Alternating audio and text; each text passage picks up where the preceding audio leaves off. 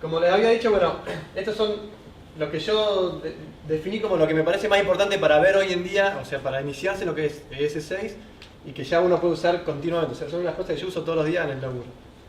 Por ahí hay unas cosas un poco más avanzadas que no sé si tiene tanto sentido ponerse a verlas y en unas charlas que van a durar 40 minutos, de los cuales 20 deberían ser de... entonces con JavaScript, ¿suelen trabajar o algunos me dijeron que sí, con Bacon sobre todo? ¿Ustedes dos? ¿También? ¿Todos? Buenísimo. Capaz que lo que voy a hablar entonces ya lo conocen todos. En cuyo caso, de todas formas, después viene los TypeScript y con suerte no van a tener tanto, no van a tener tan curado.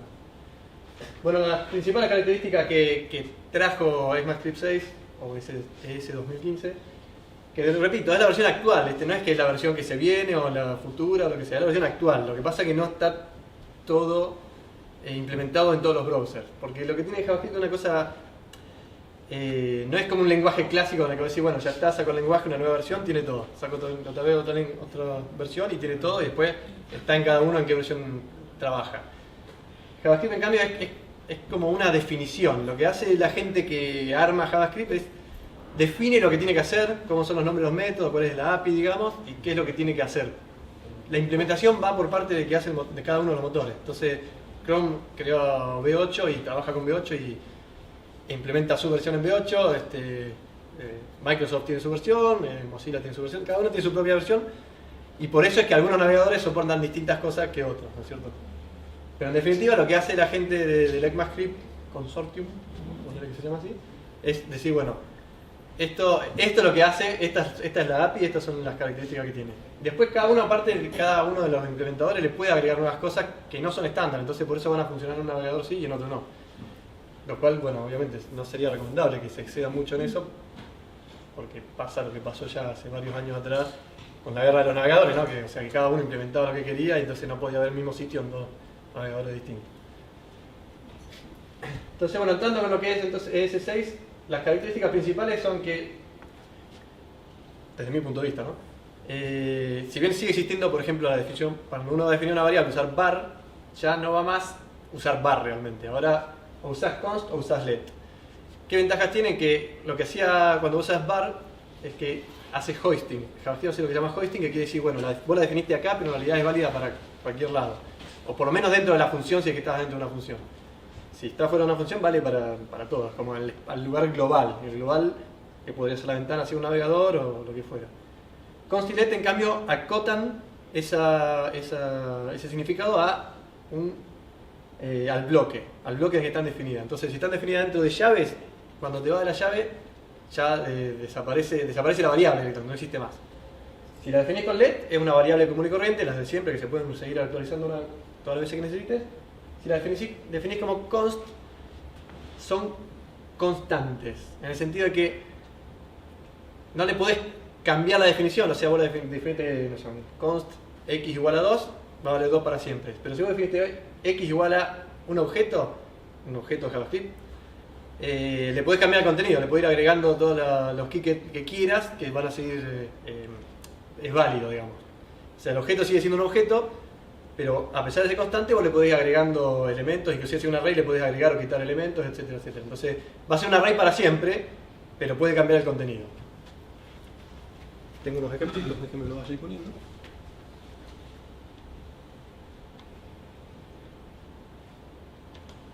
Entonces, por ejemplo, yo digo acá, tengo una función que se llama const y let. Cuando yo estoy acá, digo, bueno, let x, y le pongo este valor, con lo cual a x yo le puedo cambiar el valor. Pero después yo abro otro bloque, que fíjense no hay ni un if ni un while, directamente abro la llave y es un bloque nuevo. Cuando abro el bloque nuevo ya estoy diciendo, ok, estoy definiendo otra cosa que se llama const x, que tiene un nuevo valor. Eso es perfectamente válido, porque tiene precedencia, cuando yo haga referencia a x va a hacer referencia a lo que está dentro de este bloque, a la definida dentro de este bloque, que sería esta. Entonces cuando yo pongo acá console log, yo cuando leo los métodos, cuando digo los métodos los digo bien en castellano, en los castellanizos, no voy a decir console porque después se van a reír de mi pronunciación, así que instante console log x vale x. Y acá, ¿qué va a valer x? Lo que está definido dentro del bloque. ¿Cuál es la definición del bloque? La que está acá. Esto parecido a let, era lo mismo, ¿no? El tema es que va por bloque. Y cuando salgo del bloque, que es cuando termino esa llave, esta X vale lo que yo definí acá arriba. O sea, lo del bloque dejó de existir, no existe más. Entonces yo corro esto, efectivamente voy a dar los dos mensajes, lo que valen las dos cosas.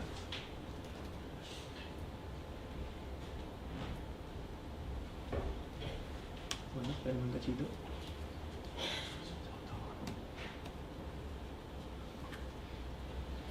Un segundito.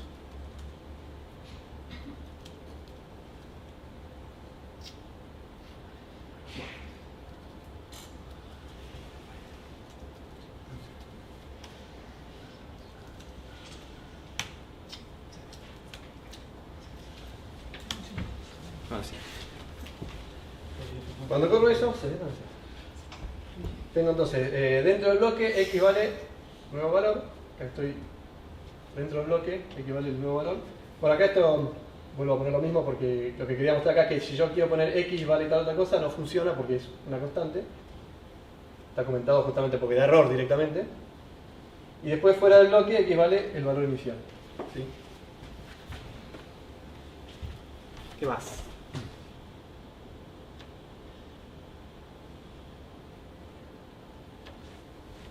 Template strings.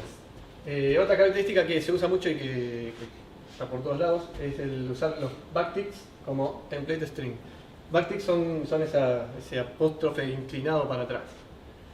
¿Qué característica tiene? Que se llama template string porque sirven como template. O sea, vos ahí lo escribí tal cual, le escribí las cosas de cómo salen. Entonces yo escribo acá, le pongo un enter, sale el enter. Si escribo barra n no me hace un enter en realidad. Acá yo puse barra en realidad para que aparezca la barrita inicialmente, la barrita si no te la comes. Pero le pongo enter y ya los enters son nueva línea. ¿Sí? Entonces ahora cuando corra va a ver que va a hacer eso, cuando escriba va a escribir eso. Y otra cosa que puedo hacer es, por ejemplo, yo tengo esto. Defino este objeto que se llama usuario, ¿sí? Con nombre Alejandro de edad 29. Entonces digo, me llamo y acá puedo usar, como es un template, digo, cuando empiezo con signo pesos y entre llaves, puedo usar una variable cualquiera de todas las que tenga definida. En este caso, usuario.nombre, lo mismo que usuario de edad. Entonces yo puedo pasarle directamente, no tengo que andar concatenando continuamente los distintos valores de un string, ¿sí? O no tengo que usar formas o cualquier otro método. Directamente, como es un template, quiere decir que es un template. Entonces ahí adentro le meto las variables que quiera. Si corro esto,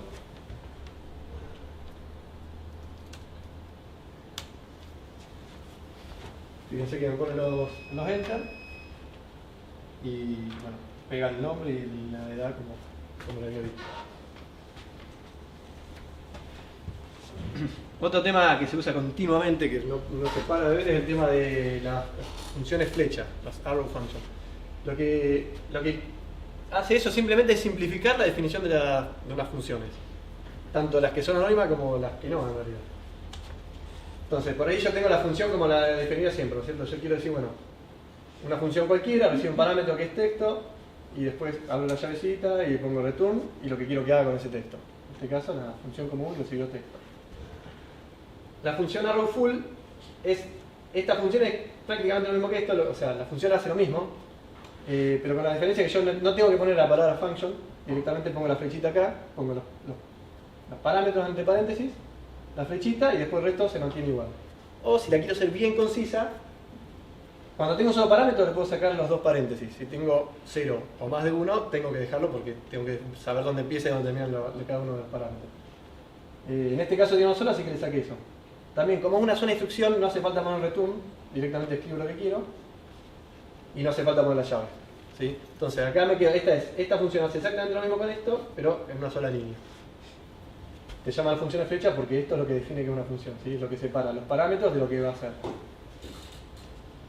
Si yo corro esto, bueno, las tres me van a devolver exactamente lo mismo, todas van a escribir función recibió tal texto, todas van a decir solamente. Acá hay un ejemplo, por ejemplo, de lo mismo, pero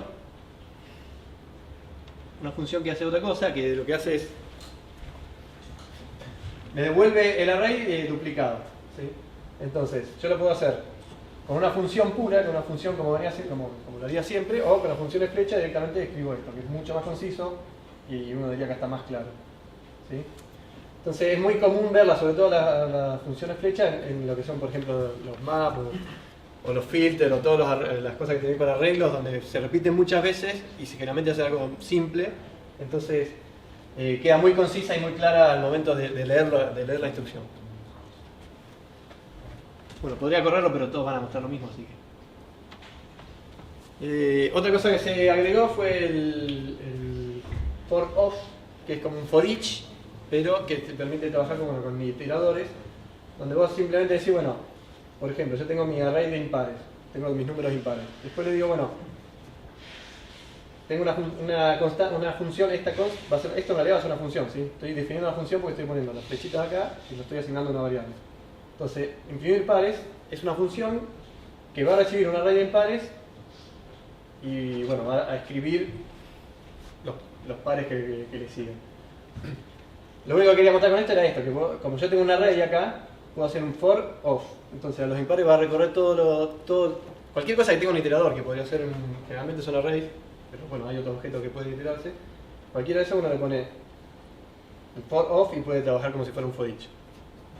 No lo he usado mucho, pero es algo que por ahí es útil.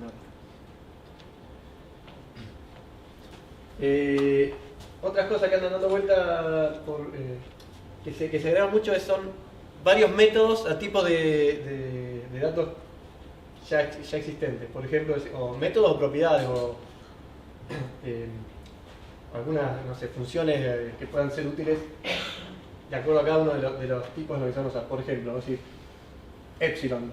Se agregó, creo que se agregó. Number.epsilon, puedo decir, bueno, tengo lo que vale epsilon. Epsilon que en realidad es 2 a la no sé cuánto, 2 puntos, no sé qué. Después lo imprimimos. Bueno, ya no se le ve. Se agregó isInteger para indicar si un número es un entero, entonces no tenés que hacer vos mismo la cuenta o hacer esa trampita. Se agregó number is none para indicar si algo es none. No si, o sea, por ejemplo, si vos pones 5.5 o un texto no te va a decir true. Porque no es none, es un string, ¿sí? Entonces este lo único que te dice es si es un not a number, si el valor es not a number. Si el valor no es string, por ejemplo, no te va a devolver true, te va a devolver false porque no es none, es un string. Déjame que hacia arriba que apenas se ve, pero en realidad lo que está demostrando es que se agregó también number.positiveInfinity y number.negativeInfinity como constantes, digamos, como cuando uno puede hacer una cuenta, puede hacer, digamos, el infinity ya existía como algo como un valor para number, pero ahora directamente lo tenés como una constante, como algo que puedes referenciar directamente desde ahí, desde el objeto number.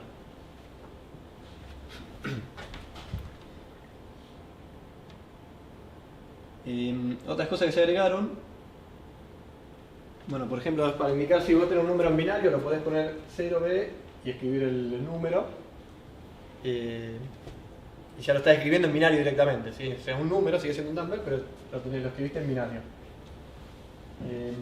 Lo mismo, bueno, creo que hay otro más por ahí, no sé si llega a ver. Sí, lo mismo si lo tenés en octal, por ejemplo, le pones una O y ya lo estás trabajando con octal. Pues otros métodos que se agregan, por ejemplo, para la string es include.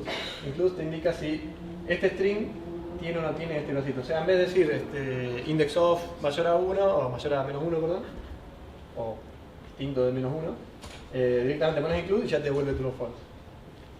Y también hay... Tengo que cambiar mucho con esto. Otro que se agregó es repeat. Entonces voy a decir, bueno, pongo este string, le pongo repeat 3 y me va a repetir 3 veces el string que yo tenía ahí.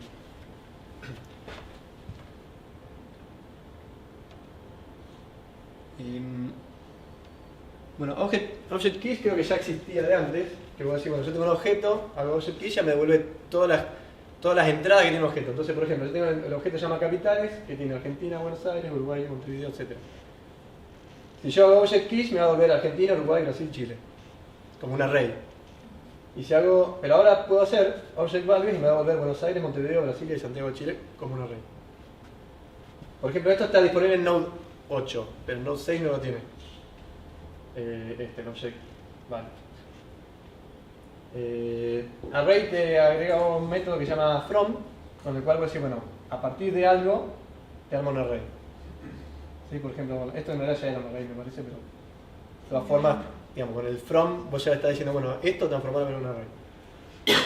Y con array of, vos ya le estás pasando los valores que querés que te arme el array. Por ejemplo, digo, array of 1, 2, 3, me devuelve ya en un array que es 1, 2, 3, básicamente. ¿Qué más? También agregaron fill para array, que lo que te hace, bueno, déjame que lo corra, esto sí lo podemos ver.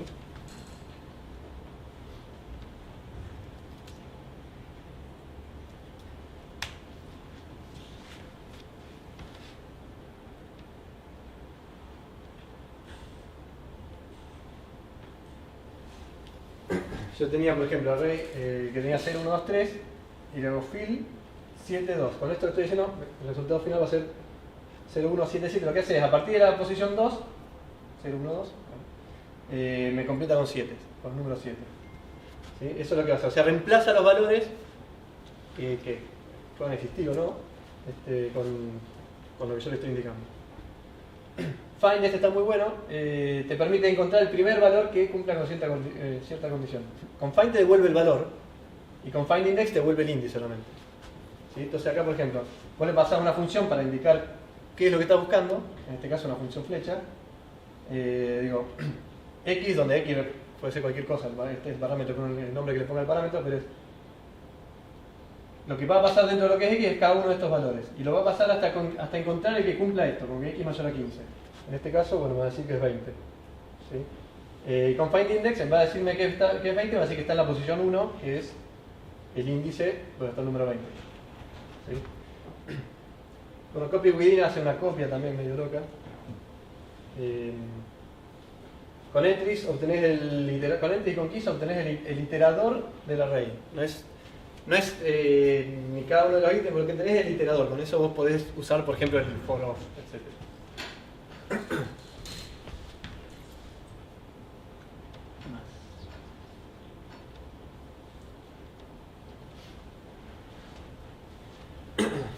Bueno, Object Assign, no estoy seguro si ese es nuevo de S6 o si venía antes, pero algo que también se usa muchísimo, así que de última lo refrescamos. Lo que hace es, te permite crear nuevos objetos que no son, digamos, que no están compuestos por ahí. Si vos decís, bueno, yo tengo un objeto y le asigno un valor, voy a estar duplicando, haciendo una referencia a ese valor. Con el Object Assign estoy copiando, estoy haciendo una copia del valor que estoy creando. Entonces estoy haciendo dos entidades nuevas distintas. En realidad Object Assign lo que hace es, al objeto que se recibe como primer parámetro, le va a ir agregando los otros objetos o las otras propiedades o las otras claves que le vaya pasando. Por ejemplo,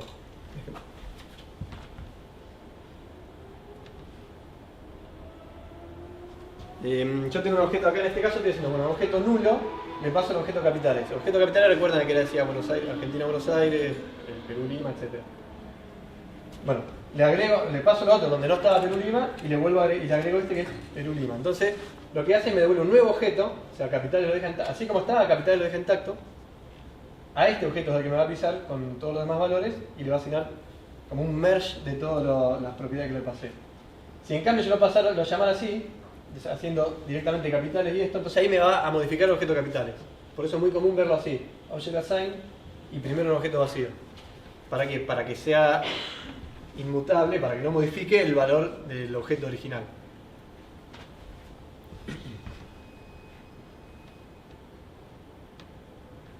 Entonces si nosotros vemos, bueno, ahí lo que hice yo fue lo llamé de las dos maneras, ¿no es cierto? La primera vez sin sobreescribir.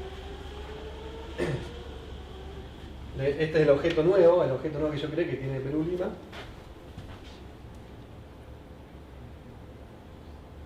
Y para que se vea, bueno, acá está el objeto inicial que no fue modificado. Y después cuando llamo sobreescribiendo, me devuelve, bueno, el mismo objeto modificado y se puede ver que el objeto que yo le pasé inicialmente efectivamente fue modificado porque lo usé como primer parámetro. Sí, solo para demostrar eso.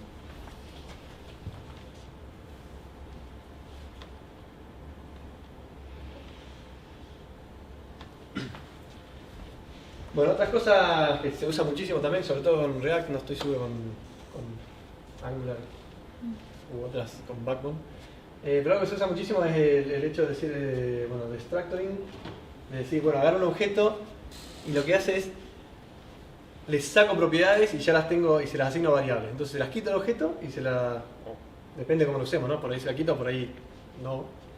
Y se las asigno variables propias. Por ejemplo, yo empiezo con este objeto, se llama personaje, tiene un nombre, apellido, edad y una dirección que es otro objeto, que tiene calle, número local. Entonces, por ejemplo, yo me creo una función que se llama nombre completo. Y acá en vez de poner un parámetro que sea nombre, o digamos, yo lo voy a llamar directamente con este objeto, personaje. Pero lo que voy a usar de ese objeto personaje es solamente nombre y apellido. Y ya lo estoy indicando acá, entre las llaves. ¿Sí? Entonces yo ahí lo que estoy haciendo es, de personaje tomo nombre y apellido, el resto lo tiro. El resto no lo uso. Y después, bueno, escribo nombre más apellido. Eso es lo que va a devolver, el nombre más el apellido. Cuando yo pongo 3 puntos suspensivos, lo que estoy haciendo es, los primeros los tomo como variables sueltas, nombre, la variable nombre, la variable apellido, y lo que está después de los 3 puntos suspensivos vendría a ser el resto. Le pongo el nombre que yo quiera, le puse el resto acá, porque sí, le podría haber puesto cualquier nombre. Entonces, lo que voy a tener es, el nombre voy a tener el nombre, el apellido, y todo lo demás adentro del resto.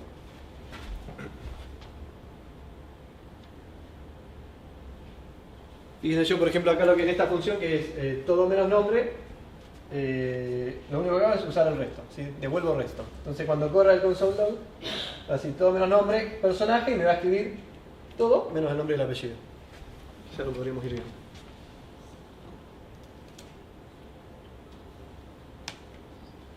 Bueno, vamos.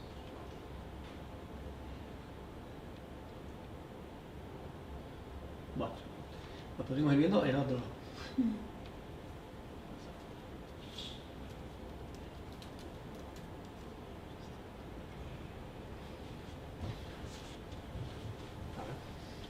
Bueno, después se muestro el JSBin, que también lo tengo y ahí funciona mal.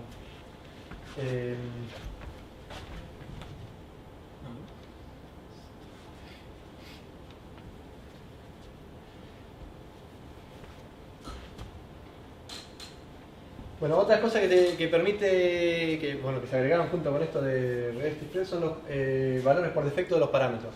Entonces, por ejemplo, yo, todavía haciendo referencia a la otra función de arriba, como similar a eso, puedo poner un parámetro que se llama, o sea, otro parámetro que se llama el segundo nombre y otro que se llama apellido materno, por ejemplo. Que si no existen, no importa, ¿sí? Ya no me va a dar error cuando quiera pasar, cuando le pase un objeto que no tenga esos valores. Pero como yo sé que puede no tenerlo, porque no todos tienen segundo nombre, no todos te agregan el apellido materno, yo les puedo ya poner un valor por defecto. Entonces le pongo, por ejemplo, cadena vacía para el segundo nombre. Y qué sé yo, en este caso para apellido materno le puse sin apellido materno. Lo único que hago es, bueno, escribir los 4 valores. Cuando lo escriba, si la persona no puso segundo nombre, va a poner simplemente cadena vacía, y si no tuvo apellido materno, va a poner sin apellido materno.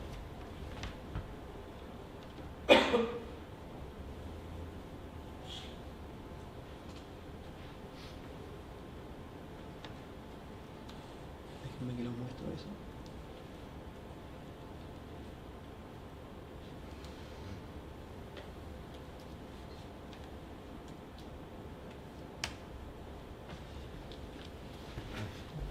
Entonces, como decía antes, bueno, esto que digamos yo soy anuloso. Y la segunda, esta ya, como decía antes, bueno, como el objeto no tenía un segundo nombre, le puso ya en cadena vacía. Y para apellido puso sin apellido materno directamente, que es el string que yo le había puesto. Entonces es el valor por defecto que toma cuando no existe el parámetro.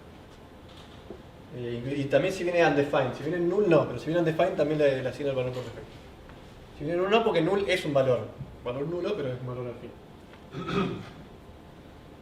Bueno, algo parecido hice con esto, pero era para hacerlo con un array, que de todas formas, por algún motivo no me está dando con node el rest. Pero lo que hacía básicamente es esto, es decir, bueno, tengo otra función que imprime coordenadas, ¿sí? Entonces yo le paso este array. En este caso, si yo se lo paso así nomás, el array va a pasar como el primer parámetro. O sea que el primer parámetro va a valer 4,8 en realidad. Y el resto va a valer 0,0 cuando escribo. Y acá está, de hecho, 4,8, 0 y 0. Yo podría pasarle con el rest, con los 3 puntitos, 3 puntitos por acá, entonces ahí lo que hace es, lo separa, se llama lo que se llama spread, lo separa y te lo transforma en todos los valores sueltos, entonces 4 y 8. Entonces si lo corriera, ¿qué diría? X igual a 4, Y igual a 8, Z igual a 0. Igual a 0 por estos valores por defecto, ¿sí?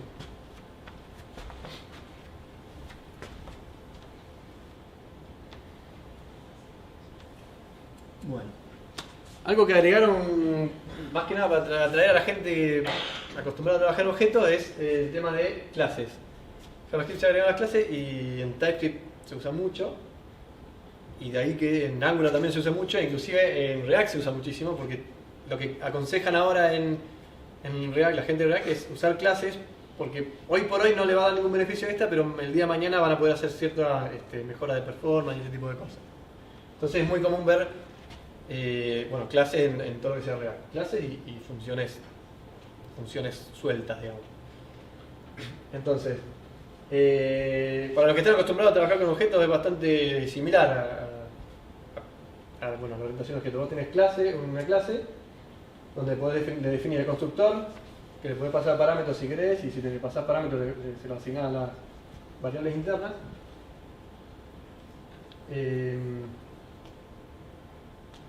Tenés el get y el set, que te sirven para definir propiedades. Que ¿para qué te sirve? Para no usarlo como funciones. En vez de usarlo como funciones, por ejemplo, la clase animal, le pasa la cantidad de patas y qué tipo de animal es. Si vos le decís, si vos le asignas get y set, estás permitiendo que después puedas referenciar la cantidad de patas como con el igual simplemente, o sea, sin necesidad de poner los paréntesis que implican que sería una función. Con tipo hice lo mismo. Déjenme ver que ahora les muestro cómo se usa.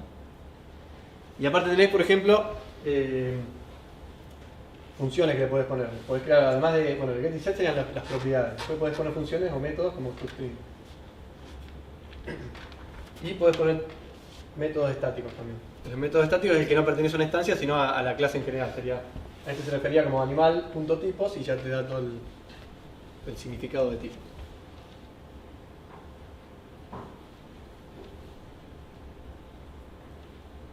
Entonces, al momento de usarlo, por ejemplo, yo digo, constante tigre de tipo animal, tiene 4 patas y es un mamífero. Constante tiburón es un nuevo animal, y no le paso nada al constructor, y después digo, cantidad de patas y tipo es esto. Esto para que lo estoy poniendo acá, para demostrarle que acá no hago llamadas a funciones, como sería lo habitual en JavaScript. Directamente digo, como lo hice con un get y un set, puedo usarlo directamente así, como si fueran propiedades de un objeto de otros lenguajes de programación. Después podemos hacer extends para herencia de clase. Pes, extends animal, digo, al constructor, llamo al constructor del padre, que sería animal, con estos dos valores. 0 porque los peces no tienen patas y pez. Y el toString también lo puedo reemplazar. Acá estaría haciendo un override de toString.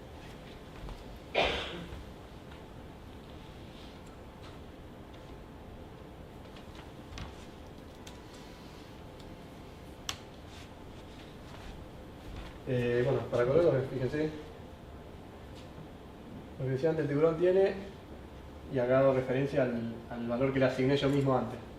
0 patas. Tigre, soy mamífero y tengo 4 patas, eso ya lo venía de la clase animal. Y el tiburón, lo hicimos de clase pez, yo soy otro tiburón y soy un pez y no tengo patas. O sea, directamente esta clase que extiende a la otra, le reemplazó el toString y ya le puso, le fijó los otros valores, ¿sí? Entonces para eso sirve lo que es la herencia, que es lo que se ve siempre en los lenguajes habituales, ¿sí? No son JavaScript. Hay bastante controversia de si es bueno o no es bueno usar clases en JavaScript, siendo que se alejan de todo lo que tiene que ver con objetos JavaScript. El centro JavaScript apunta a lo funcional, al functional programming, que están choca bastante con lo que es objetos. Por eso hay gente que no lo quiere usar, pero la verdad que, si usas lo básico y lo podés usar con ciertas herramientas, como te lo pide React, como te lo pide Angular, no está tan mal, porque no es que vos estás definiendo tu modelo con clases, vos estás más bien trabajando, usándola como apoyo para lo que es el tema de desarrollo, sobre todo los componentes y ese tipo de cosas como clase. No definir el modelo, sino la parte visual tuya. Una de las cosas más importantes que tiene JavaScript también que se agregaron en ECMAScript 6, son las promesas. Las promesas es una forma de trabajar de manera síncrona. Lo que hace es vos definir la promesa y le indicás qué hacer cuando funciona bien y qué hacer cuando funciona mal. O sea, le pasás dos funciones más, digamos, indicando qué hacer cuando ocurrió, se terminó de hacer lo que tenía que hacer en la promesa y qué función llamar si hubo algún error en el proceso. Entonces acá yo lo que hice fue crear una función que se llama timeout y le decís cuánto tiempo, con efecto cero, pero le decís cuánto tiempo querés que demore, que lo único que hace es, hace un timeout. Entonces, primero la llamo con 1000 milisegundos, o sea, darle un segundo. Lo que haría en este caso es, va a imprimir, bueno, este log, cuando termina de, llama timeout, cuando termina la promesa, o sea, cuando se cumple con este set timeout, me va a imprimir este log, ¿sí? Después, las promesas como que devuelven promesas, entonces yo puedo aplicar otra vez, bueno, con then uno le está diciendo qué hacer cuando funciona bien, ¿sí? Y con catch es qué hacer cuando ocurre algún error dentro de la promesa. Entonces, lo que estoy haciendo acá es, bueno, imprimo que terminó el primer timeout de 1 segundo y ahora llamo un segundo timeout de 2 segundos. Cuando termine, digo que terminó eso y tiro un error a propósito solamente para que veamos lo que hace con el catch, ¿sí? Luego con el catch, bueno, muestra el mensaje diciendo eso y después se llama promise all. Promise all, ¿qué hace? Ejecuta todas las promesas que uno le está mandando en paralelo. Entonces, si por ejemplo uno tiene que hacer acceso a base de datos para buscar datos que no están relacionados entre sí, digamos que no depende uno para el resultado de los otros, uno puede hacer, por ejemplo, disparar 2 o 3 promesas con distintos accesos a la base de datos. Entonces se van a hacer en paralelo. Y si no, puede hacer promise race, que es también ejecuta varias en paralelo, pero solamente se queda con la primera, con la que termina antes, ¿sí? No me importa después los resultados de las demás, los descarta, solamente se queda con el primero que terminó. Entonces si corremos esto,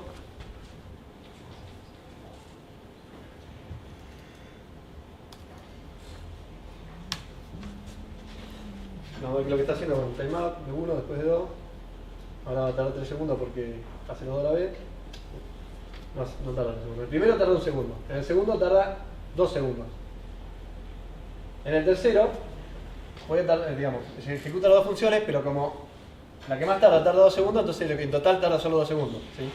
Porque es la que más tarda, porque la otra terminó y quedó esperando. Y después en el race se demora solamente 1 segundo porque esta la ignora porque tardó más que la que ya había devuelto el resultado. Y después, bueno, dime que basta de promesas. Promesas sobre todo se usa muchísimo en Node.js porque justamente lo que hace Node.js trabaja de manera lo más posible asíncrona y para trabajar asíncronamente no se usan las promesas. También hay otras cosas que se llaman ¿cómo se llaman? Los de Angular, observables, que esos ya están dentro de otra librería, no son estándar de JavaScript, pero se usa mucho igual. Que bueno, cuando uno quiere trabajar sobre todo con Node.js, que como tiene un solo thread y asíncrono, entonces todo se tiene que hacer lo más asíncrono posible. Entonces si vos vas a ir a la base de datos, vas a ir al file system o lo que fuera, todo eso que no tiene código JavaScript se tiene que hacer de manera asíncrona, porque si no queda colgada toda la instrucción. Pero ¿qué pasa?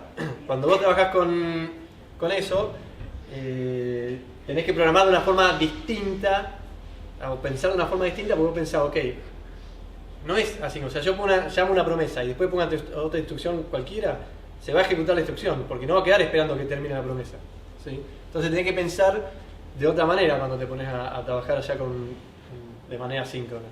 Y después voy a comentar algo que viene en la versión siguiente de JavaScript.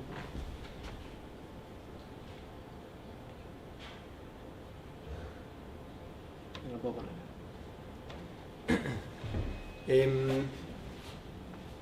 Otra cosa que, bueno, entonces lo que se viene también ya en la próxima versión de JavaScript es Async Await, que también te permite trabajar, en realidad es que sigue siendo como trabajar con promesas, pero con la diferencia de que te hace el código que si bien es asíncrono y no consume el hilo de ejecución de JavaScript, el código se parece como que se ejecutara asíncrono. ¿Por qué? Porque vos pones, definís una función como asíncrona, la llamás con await, entonces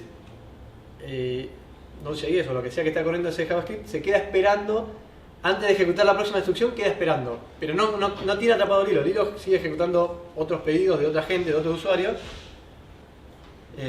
Con lo cual, no estás vos tomando ese hilo, podés dejar que otra gente se siga, o sea, pueda servir otros requests.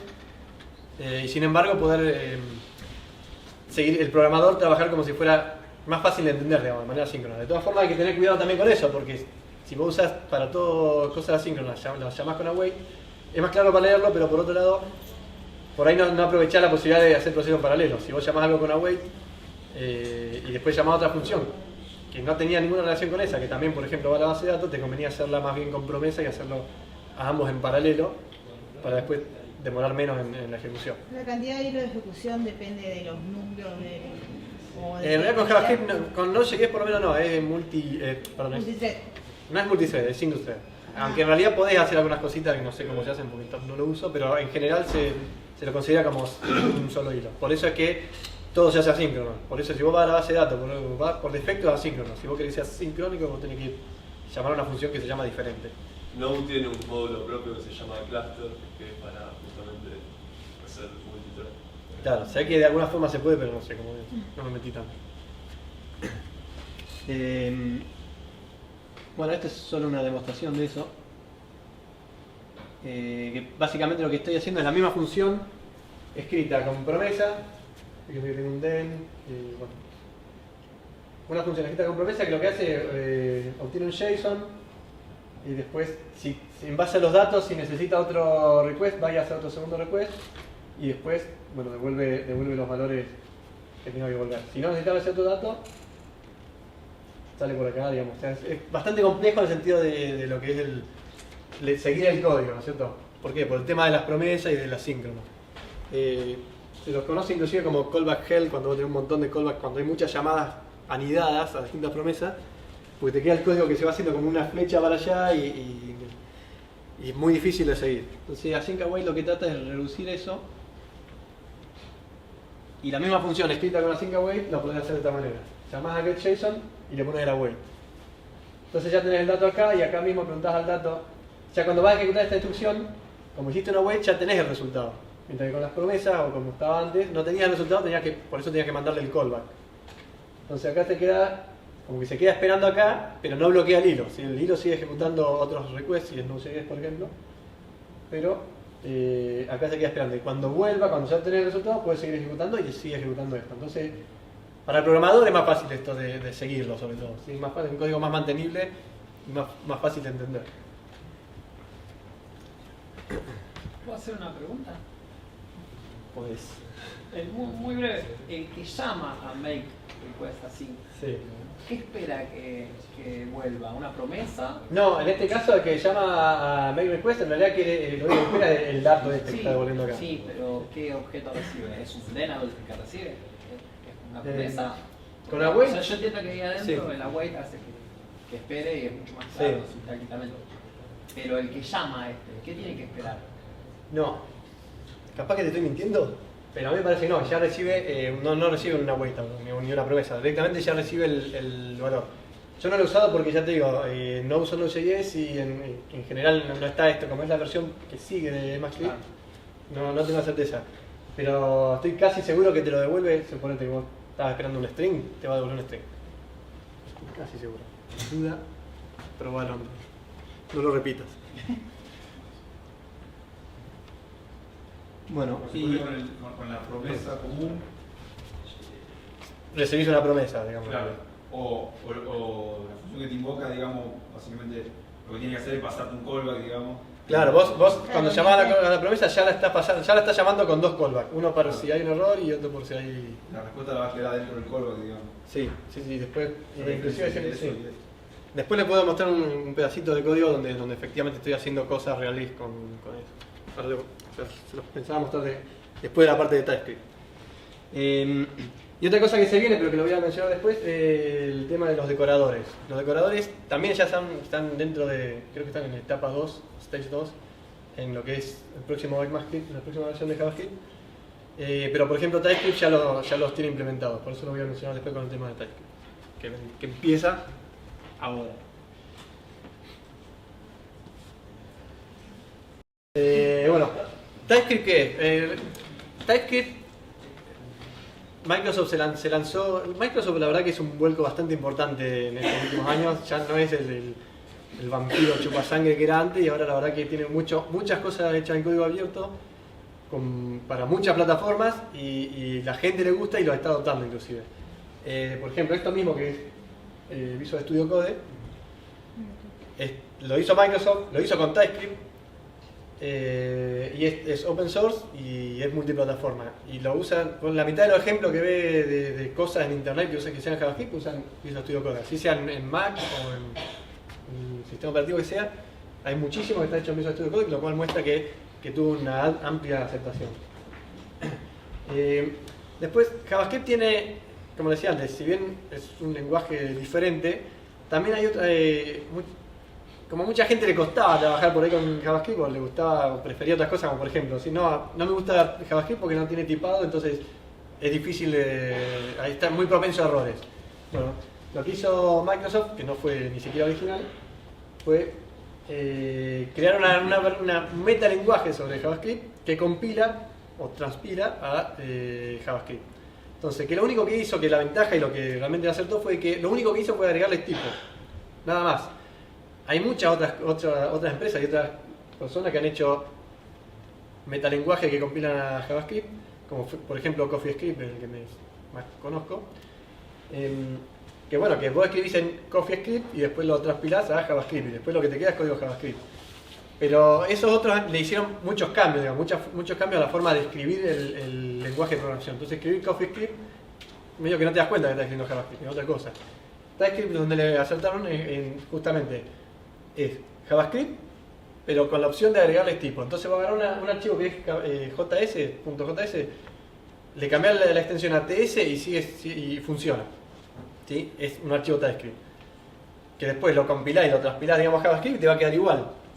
Entonces lo que puedo hacer es una forma útil de adaptar TypeScript, es decir, bueno, agarro de todos mis archivos JavaScript de mi proyecto, agarro uno, le cambio la extensión a TS y le empiezo a agregar tipo de datos. Si quiero, si no quiero no, se lo agrego a donde quiera, en algunos lados sí, otros no. Porque la ventaja que tiene TypeScript es que muchas veces el tipo de datos lo puede inferir, se da cuenta solo. Por ejemplo, vos llamaste una función y la función sabe que devuelve string, entonces te va a devolver un string.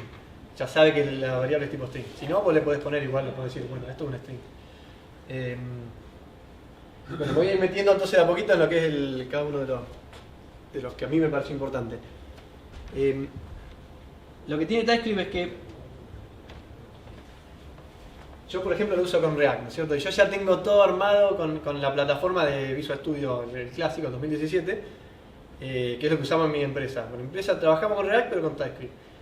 Entonces ya viene todo armado con lo que, cuando vos decís, bueno, empiezo mi proyecto, ya vino todo con TypeScript, ya todo el bundling, todo lo que haga falta para compilarlo. Entonces yo sé cómo puedo compilar un archivo TypeScript suelto, pero por ahí algunas cosas se me escapan con ese sentido. Entonces yo ahora le voy a mostrar cómo lo compilo, que es muy fácil, hay que usar TSC, que te instalás TypeScript, por ejemplo, con Node directamente, con npm, podés instalar, hacer un npm install TypeScript global y ya lo tenés disponible para usarlo donde quieras. Eso fue lo que hice yo en mi máquina para hacer esta presentación y agarré los archivos, pero había algunas cositas que me fallaban, pero que en mi trabajo andan bien, entonces no sé qué parte es la que estoy fallando ahí en esa transpilación.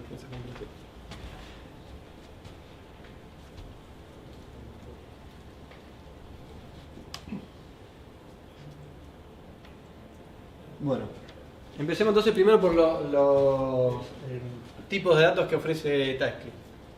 Bueno, los tipos de datos esos son lo que ya tiene JavaScript, porque JavaScript por ahí te dice, no, es un lenguaje no tipado. En realidad no es un lenguaje no tipado. JavaScript es tipado, lo que pasa que de tipo variable, y vos le cambiás a cualquier variable le cambiás el tipo a necesidad. O sea, le agregaste un string y después agregaron un number, andan igual.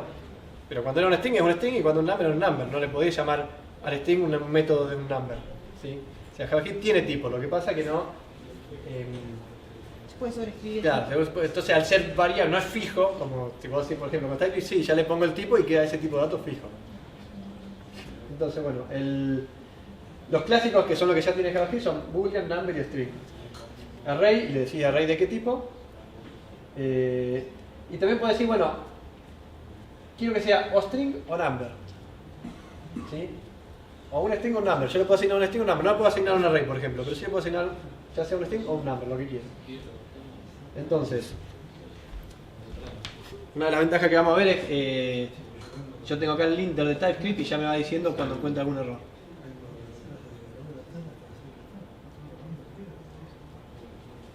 Fíjense, a BF, que es verdadero o falso, le valía true, ahora le pongo false, anda.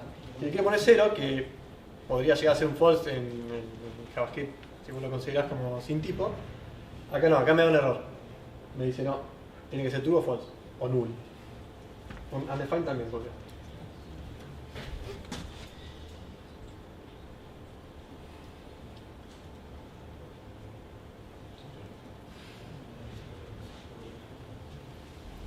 Acá lo mismo.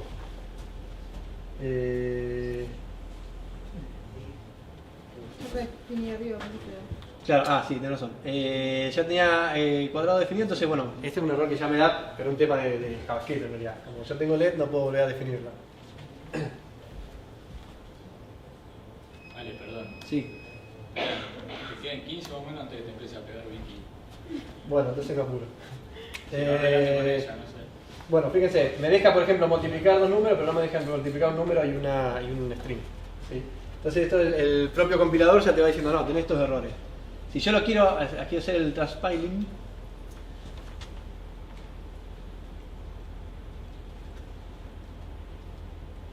lo que tengo que hacer es, bueno, simplemente pongo TSC, que es la instrucción para compilar, y el nombre del archivo. Eso me genera un JavaScript. Si hay algún error de compilación me avisa, pero igual me genera el JavaScript, porque el JavaScript finalmente es válido. Y si se fijan, en este caso que no hice nada loco, quedó prácticamente igual. Lo único que hizo fue despojarlo de los tipos de datos. Ya no le puso boolean, number, ni string, ni nada. Simplemente despojó los tipos de datos. Por eso es que lo que yo decía como el éxito de TypeScript radica en eso, en que no tiene... sigue siendo JavaScript. ¿Sí? Entonces vos le sacás los tipos de datos y ya está. Se deshace todo lo que sea cuando transpila, se deshace todo lo que es definición de datos, de tipo de datos, y te queda JavaScript puro. Por eso es que a pesar de que me podría dar un error de compilación, igual me generaría el archivo. Otros tipos de datos que yo puedo tener, bueno, son los enum, ¿no? Y no estoy seguro en otros lenguajes, pero en Microsoft siempre existieron los enum, que son para decir, bueno, tengo números, pero en realidad los puedo manejar como texto para yo poder identificar fácilmente. Entonces cuando quiera poner el género de alguien, pongo género punto masculino y me muestra masculino. Muchos lenguajes tienen los datos enumerados. Por eso no sé otros porque no manejo lenguajes como R, como... Java inclusive Por también. eso, yo siempre Microsoft, recién ahora me fui de ahí. Ah, te fuiste de ahí. Y ahora estoy en JavaScript. Otro tipo de datos, que, bueno, fíjense, acá yo le puse a género el tipo de datos género, o sea, primero defino el enum géneros y después le pongo a este tipo de datos, le pongo el tipo género. Y escribo, le doy el valor. También puedo poner any, cuando no sé de qué valor va a valer, o cuando puedo recibir cualquier cosa, o por X motivo no lo sé, le puedo asignar el valor any. Any es el valor que de todas formas tomaría si yo no se lo indico. ¿Sí? Cuando no tiene un valor definido, asume any y ya está tranquilo. Entonces fíjense, le puedo poner cualquier valor y no me da errores. Puedo poner un boolean, un número o un array y anda igual. Otro tipo es tupla, que en realidad uno no escribe tupla, directamente pone esto. Los dos tipos, es tipo un diccionario o una cosa por el estilo. Claro. El diccionario por ahí no, porque el diccionario no puede repetir, pero una lista. ¿Es inmutable o mutable? Mutable completamente. No, entonces, Lo importante es decir, bueno, tengo este par ordenado, digamos, recibo un string y un number. Si yo le pongo un string y un number anda bien, y si en cambio lo pongo al revés, o le pongo dos strings o dos numbers, me va a dar error. Siempre le puedo poner null y undefined, a cualquiera.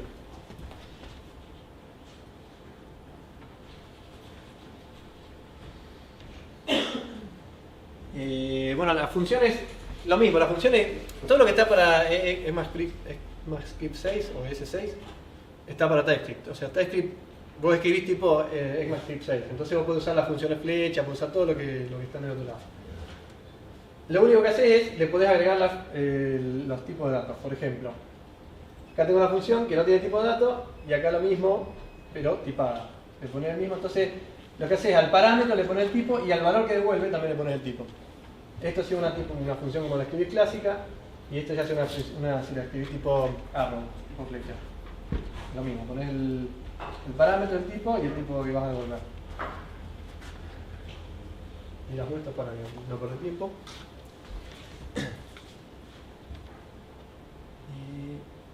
Y otra cosa que te permite hacer TypeScript es decir, bueno, defino un overload, ¿sí? Defino esta función que se llama, en este caso con overload, y recibe un parámetro, un número, y devuelve un string, pero también la defino como definiendo un string y devolviendo un string. Entonces estoy haciendo overload, yo puedo recibir, lo que estoy haciendo acá es que puedo recibir el número o la cadena y trabajar de distinta manera de acuerdo a lo que recibió, si recibió un número o un string. Adentro puedo preguntar el type of, algo en este caso. Lo que hace es, yo escribo el overload pero no la codifico, lo único que hace es, va a tomar esta función, la más amplia, la que tiene el any. Es importante el orden en que la pones, digamos, la de any tiene que ir siempre abajo.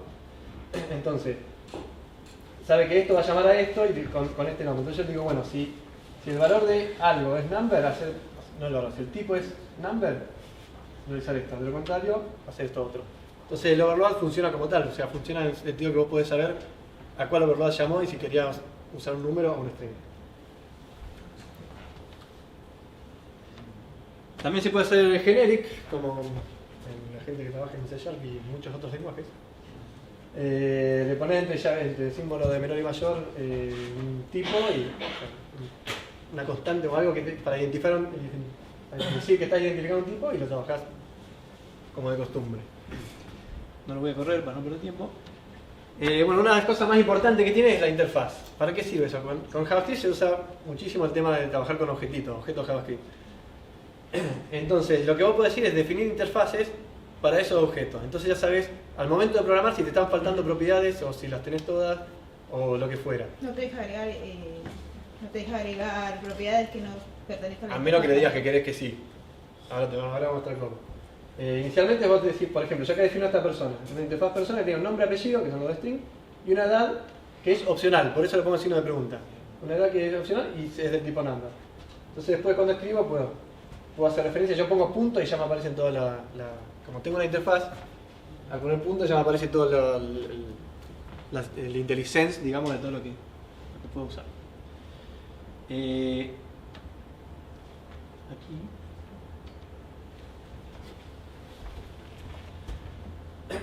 Acá hay otra cosa, por ejemplo, digo, bueno, tengo género, acá puedo tomar este valor o este otro valor. Podría haberlo hecho con un enum, pero en este caso quería mostrar esto básicamente. Género o vale esto o vale esto, no puede valer otra cosa. ¿Sí? Bueno, puede valer null o undefined, por supuesto. Pero también puedo definir una función. Puedo decirle, en mi objeto va a tener algo que se llama toString, que es una función. Entonces lo defino así, le pongo esto y el tipo que devuelve. En este caso, bueno, no recibe parámetro, por eso no hay un tipo ahí. Después la puedo usar. Acá estoy creando un objeto, implementando la interfaz persona y le pongo todos los valores. ¿Sí? Y al momento de imprimir, puedo usar la interfaz persona de nuevo y entonces ya sé que cuando yo llame a este método, como tengo implementada la interfaz persona, va a funcionar, digamos, me lo va a aceptar. Si me faltara una propiedad, me daría un error. Por ejemplo, supongamos que yo comento el nombre. Bueno, ya me está diciendo que Chango no está implementando. Hay un nombre cualquiera. Chango no está implementando la interfaz persona porque le falta el nombre. ¿Sí? Fíjense que no tiene edad, pero no sé, cuando no aparece edad no se queja porque edad es opcional.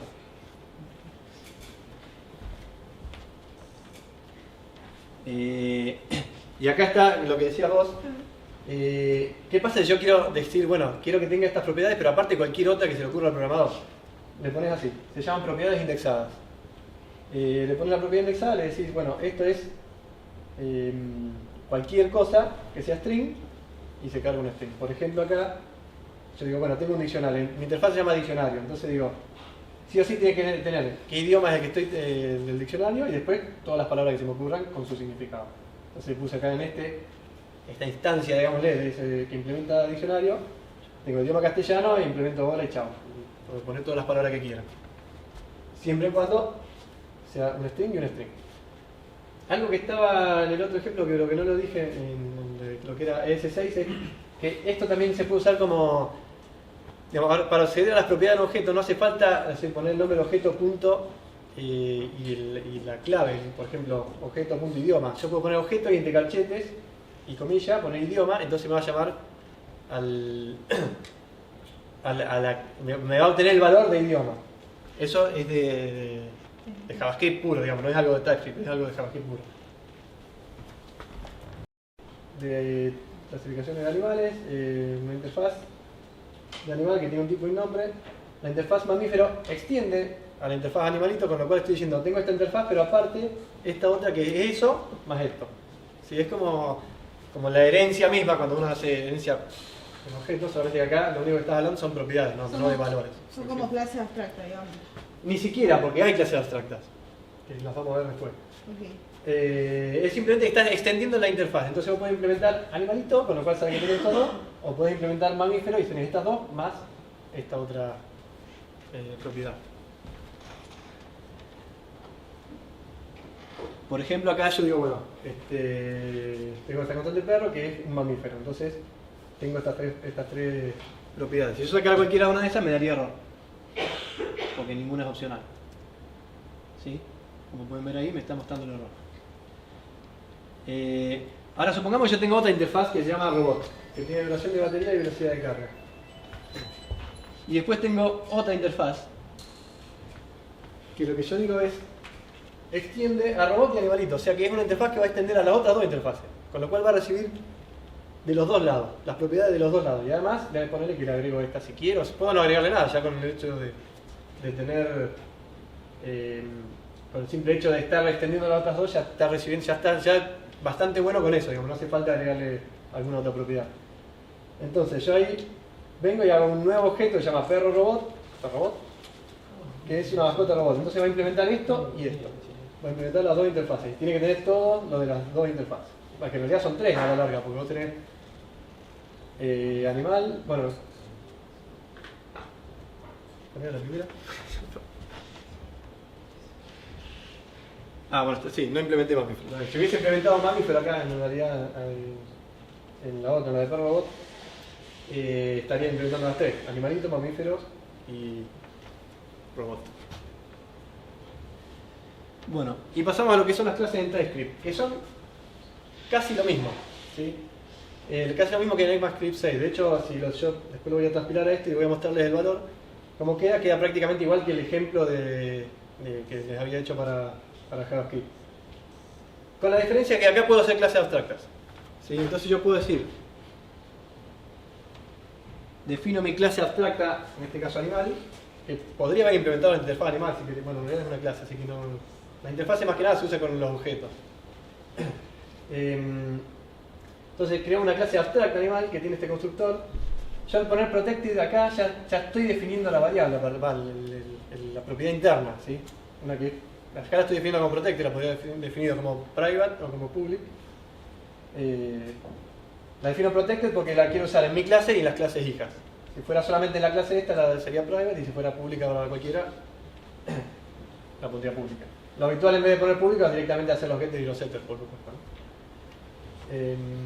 Entonces acá definí esta que es igual a la que habíamos hecho en la parte de JavaScript. Tiene miembros estáticos también. Y lo que estoy haciendo acá es, igual que antes, bueno, creo la clase pez que extiende animal y esta ya no es abstracta, ¿sí? Entonces yo cuando quiero crear algo, sí o sí, lo hago de pez o lo hago, por ejemplo, de cebra, pero no puedo hacerlo de clase de animal porque animal es abstracto.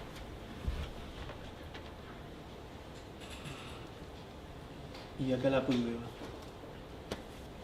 Cuando lo quiero hacer de pez me deja, cuando lo quiero hacer de animal también tengo un constructor diferente.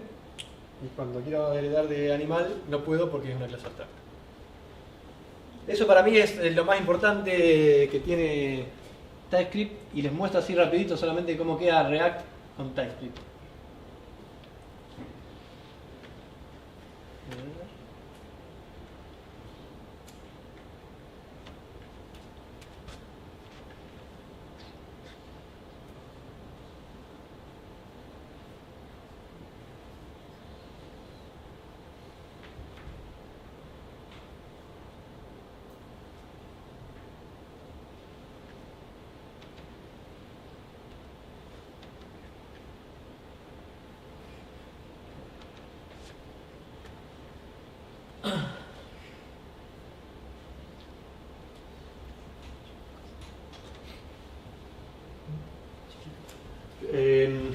Fíjense, lo que tengo acá, por ejemplo, es...